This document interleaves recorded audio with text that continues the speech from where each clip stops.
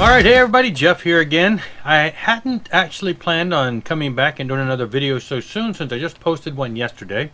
But today was a pretty good day.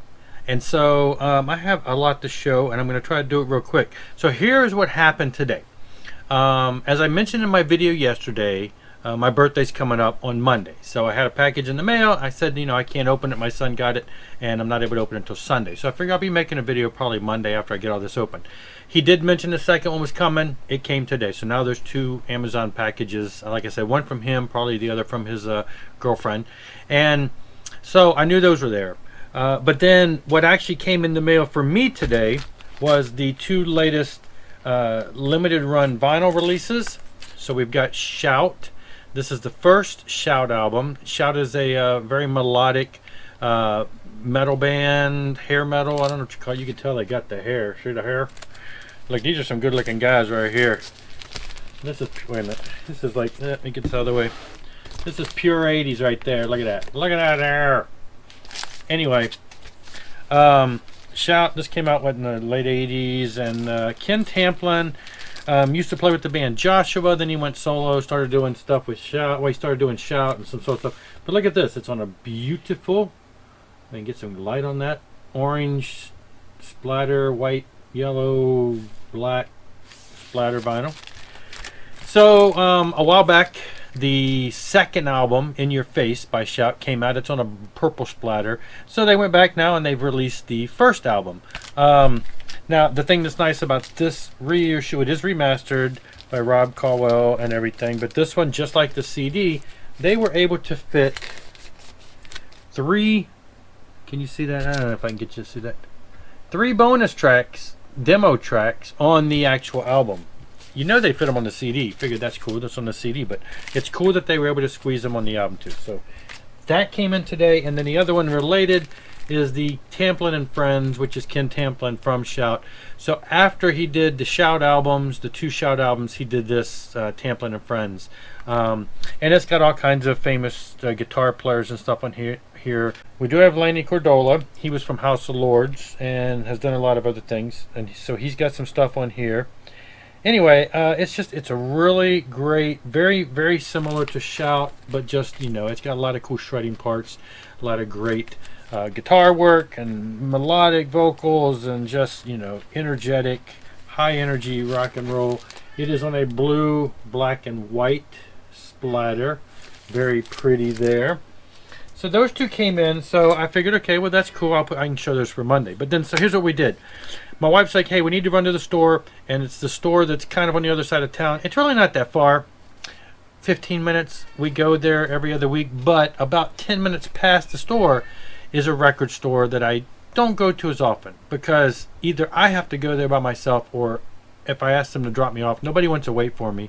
Well, my wife's like, I tell you what, I'll drop you off at the record store, and then I'll go back and go shopping and come back and get you. So she said, go in there, get yourself something for your birthday from me. Go ahead and buy some records. So I went in there, and so they have, let me find the ones I was going to show first. I like this way the store is set up, because when you go over into one corner, when you first go to this side, they've got, it used to just be called 80s metal. Now they've actually labeled it hair metal. So that's nice. They've got it all right there. And then it goes to heavy metal. So it's got all the bands you would think of that would be heavy metal. And then it's got extreme metal. And there's a bunch of sections for extreme metal. And then there's punk rock. And there's a bunch of... So they've got a wide variety of a lot of bands in there. So I'm flipping through... first I'll tell you about this. I'm flipping through the typical hair metal. I got me a copy of Y&T's Contagious. It's just something that has been on my wish list, and it is a cutout, but it was a decent price, so I grabbed that. I love Y&T, and I'm going to get fill in all the gaps for that. And then they had a copy of the first Hurricane album. I have the first mini album on vinyl from a while back, so I figured I'd grab this. It's still in the shrink wrap, but it was open. I left it in there, and it was a decent price. Some of their prices at this place can be kind of high, so this was decent, so I tossed it in there. Now, this is what was really the exciting part for me. Right in front of the hair metal section was a second section called Christian hair metal. Now they've never had this in there before. So I'm like, holy moly. And I started flipping through there. So initially, you know, they had some stuff in there they'd already had. And they probably had maybe 20 albums in there. And some of the stuff I wouldn't call metal. It was hard rock. And they had stuff in there like Bloodgood and Barnabas and Kerry Livgren's AD stuff. Things, like I said, that was more just rock. But when I went up and I saw a couple things, and I picked them up, and then I went up and asked the guy. I'll go there in a second. Okay. So one thing that I did notice that I grabbed is Rage of Angels. Now, if you're not familiar with Rage of Angels, I've showed them before because I already have a copy, but it's very hard to find. It's a one-album band that disappeared. Couple of the guys, most of the guys from the band left the singer, left the band, and went and formed Steelheart, which is a band, you know, you probably heard on the radio back in the day. But this is the one album. It's probably still one of my favorite melodic metal albums. Just great stuff. Very hard to find. Never been reissued. CDs are hard to find. Albums are hard to find. Now, way back when I first started buying records, a couple years ago, I had a friend who sold me a bunch of stuff at a decent price before things really skyrocketed. And so I already had a copy of Rage of Angels because he had it, and I'm like, give it to me. Now, the difference with this one was, this is like an import from the UK. It's got this blue back with like the lyrics on there. It's a plain sleeve. The inside looks about the same. This version has the actual back that's on the CD and the album, picture of the band and everything. And it's got the lyrics here. Nothing on the back of this insert. And then labels are pretty much the same. But this is the American version. That's the UK version. The cover on the other one is really flimsy, whereas this one's a little more sturdy. So yes, I probably will sell one of these. This wasn't real cheap. They knew that this was a price. So I went ahead and got it because I know that somebody out there wants this. And I'm sure I can make my money back. You know, to replace it. Same with this one. Well, this was a tough decision. As you can see, I made the decision to buy it. Sacred Warrior Rebellion, the original reissue. I'm sorry, the original issue. This was not cheap either. Probably one of the more expensive records I've bought. Now, how much can I say about this? It's a very sought after album. Very, very much. They reissued what, was it the third? Okay, the second Sacred Warrior album has been reissued on vinyl. The third has been reissued, not the fourth, and this is the first. So rumors have it will be reissued at some point. Do you want to wait and hope, or do you want to grab a pristine condition? The guy who sold this stuff was kept well. I mean, these covers don't even have ring wear. This one had just a couple. Two surface marks that made me think, could these be deep enough to skip? And I said, hey, can you guys play this? Because I don't want to pay this kind of money if it does have skips. He said, let me take it back and clean it. So he took it back to his machine and cleaned it. Came out about 5 minutes later, and then we stuck it on the turntable, and I went right to where the two marks were that I noticed. Nothing. Sounded fine. So they were just superficial marks on there. So I went ahead and got it. And I know someone... I contacted someone while I'm there. I won't say much there, but I contacted somebody and said, look what I found. And they're like, if you don't want it, I'll pay you for it. So if I get buyer's remorse tomorrow, at least I know I can give it to a good home and make my money back. But anyway, these two were the biggest finds of the day. Now, I kept flipping through that section. What else did I get in that section? And I picked up Bjorn Stiggson, Together with Friends. Now, this Bjorn Stiggson is a guitar player from Leviticus. I loved this album back in the day. I had this album back in the day. I think the version I had probably was the import. This is the American Pure Metal Edition. So, again, pristine condition. This price was probably $5 more than I probably could have got it online, but when you tack on shipping online, it's the same price. I figured it's there. It's in pristine condition, and I'm supporting local business.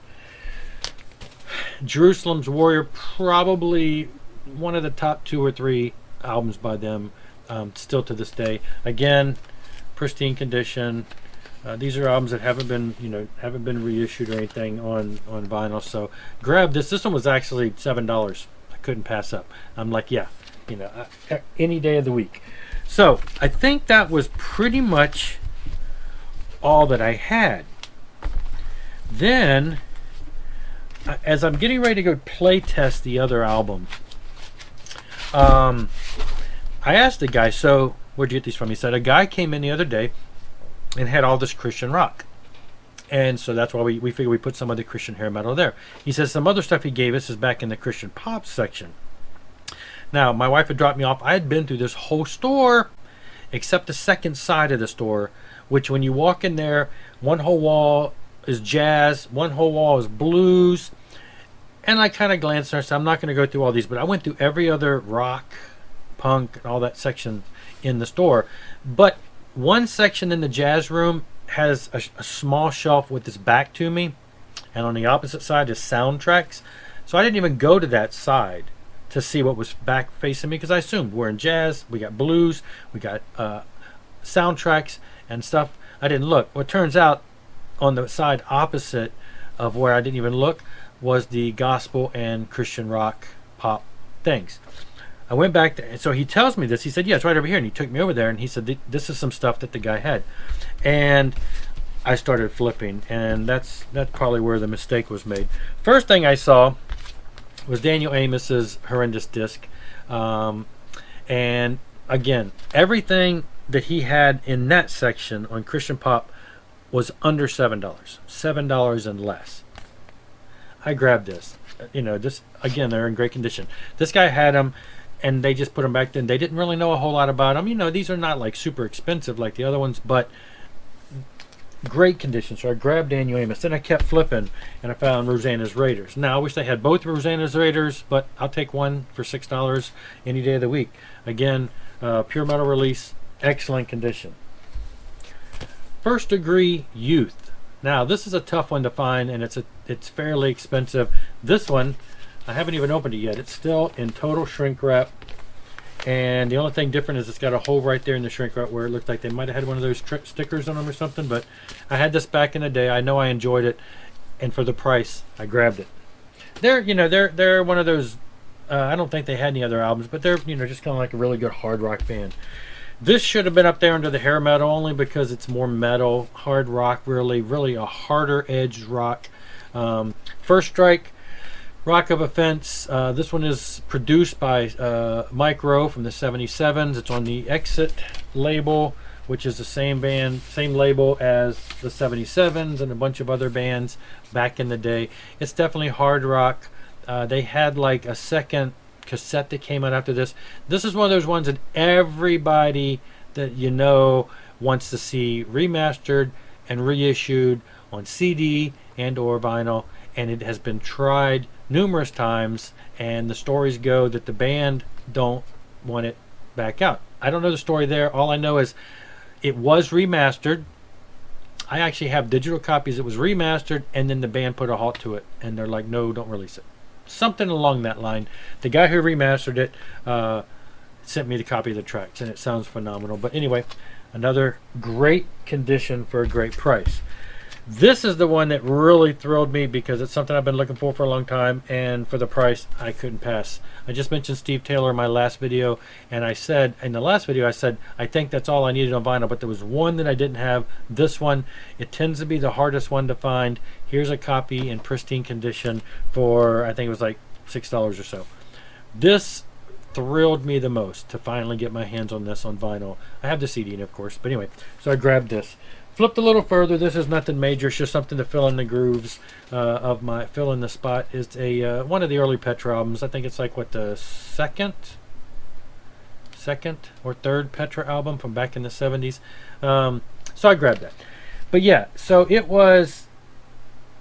I went in there with the intent of buying a couple things for my birthday. Came out with way too much, but it was a deal you couldn't pass up. Now they had some other stuff in there, and I kind of wished I would have picked it up. They had the Triton's first album, which I already had, but now I'm looking at it online, and I feel like somebody, the price was double what they wanted.